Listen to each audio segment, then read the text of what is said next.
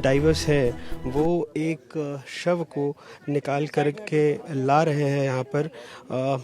कल रात को 4 लोगों के शव मिल गए थे और सुबह से जब गोताखोर रात से ही कोशिश कर रहे थे रेस्क्यू करने की, तो एक और शव आप देख सकते हैं वो यहाँ से लेकर जा रहे हैं। कई परिजन हैं जो अपनों का इंतज़ार कर रहे हैं क्योंकि 8 से 10 लोग अभी भी लापता बताए जा रहे हैं। यहाँ पर स्टेट डिज़ास्टर रिस्पांस फोर्स के अलावा जो पैरामिलिट्री है, जो सेना है, जो स्थानीय पुलिस है, जो गोताखोर हैं, सब यहाँ पर हैं।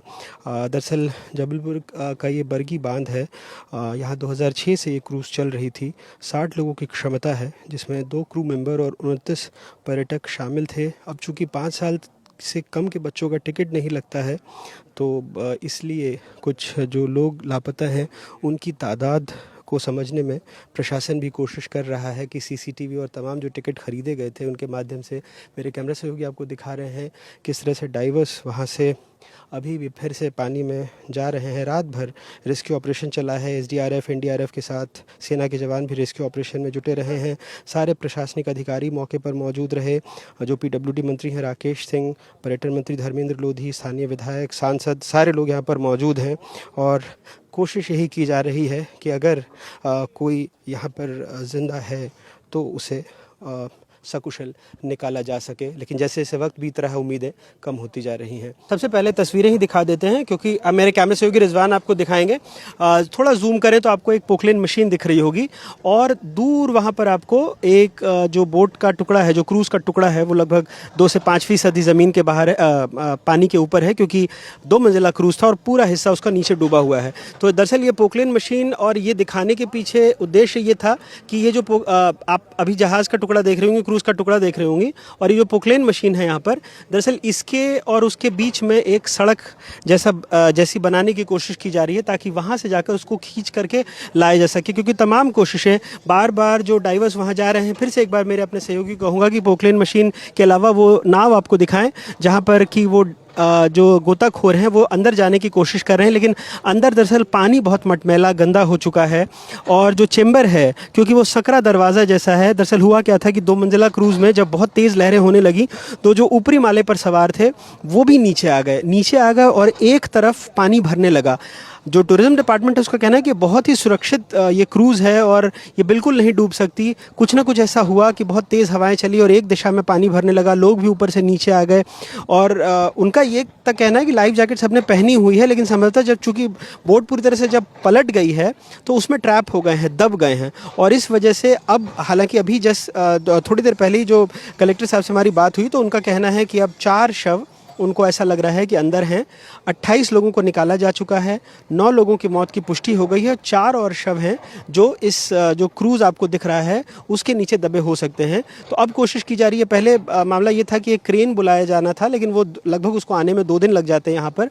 तो अब ऐसे में ये एक अस्थायी तौर पर समाधान निकाला गया है कि ये पोकलेन मशीन से वहाँ तक, क्योंकि आपको दिख रहा होगा कि दूरी बहुत ज़्यादा नहीं है, तो कोशिश की जा रही है कि पानी में किसी तरह से एक अस्थायी सी सड़क जैसी बनाकर उस मशीन को ले जाया जाए वहाँ से और फिर बोट को किनारे पर खींच कर लाने की कोशिश की जाए। क्योंकि डाइवर्स बार बार नीचे जा रहे हैं। ये आगरा से, जो आपको काले कपड़ों में दिख रहा होगा, वो आगरा से दल आया है। ये विशेष तौर पर प्रशिक्षित दल है। ये बार बार पानी के नीचे जा रहा है, लेकिन जब अंदर हथौड़े वगैरह से तोड़ने की उस चैम्बर को कोशिश की गई तो काफ़ी दिक्कत आ रही है, क्योंकि पानी का वेग, अंदर जो गंदगी है या फिर अंदर जो और तमाम चुनौतियाँ आ रही हैं पानी के अंदर, उसके साथ में वो संभव नहीं हो पा रहा है।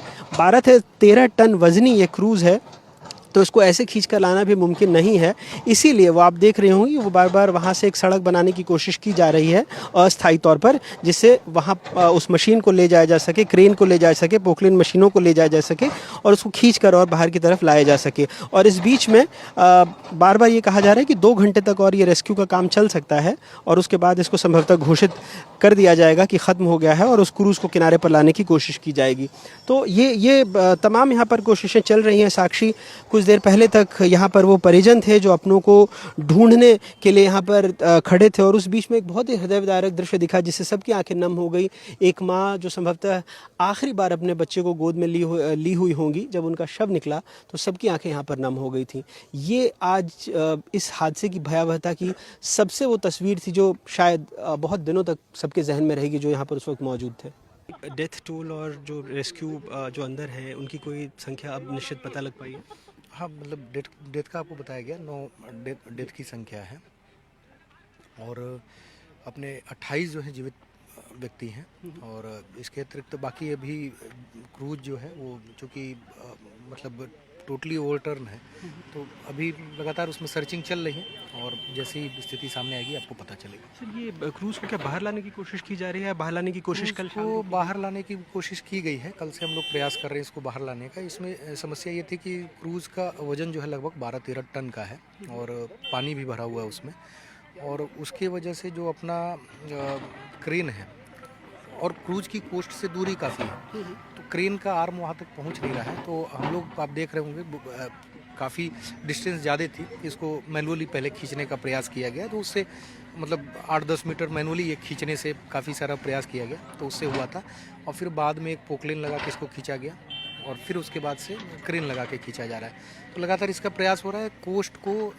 और फिलअप करते करते प्रयास कर रहे हैं क्रूज के जितना पास हो सके ताकि इस मशीन से काम हो सके। चैलेंजेस क्या आ रहे हैं जो गोताखोर नीचे जा रहे हैं और कब तक ये रेस्क्यू ऑपरेशन ओवर? अभी इसमें मुझे लग रहा है 2-3 घंटे और लगेंगे। चैलेंजेज यही है कि क्रूज से वो दूरी काफ़ी ज़्यादा है और दूरी ज़्यादा होने की वजह से जो क्रेन है वो अपना डिस्टेंस जो है अपना पूरा जो टनेज है उससे काम नहीं कर पानी नीचे गंदा भी हो रहा है, रहा। पानी गंदा भी है और विजिबिलिटी प्रॉब्लम है। बहुत बहुत शुक्रिया सर।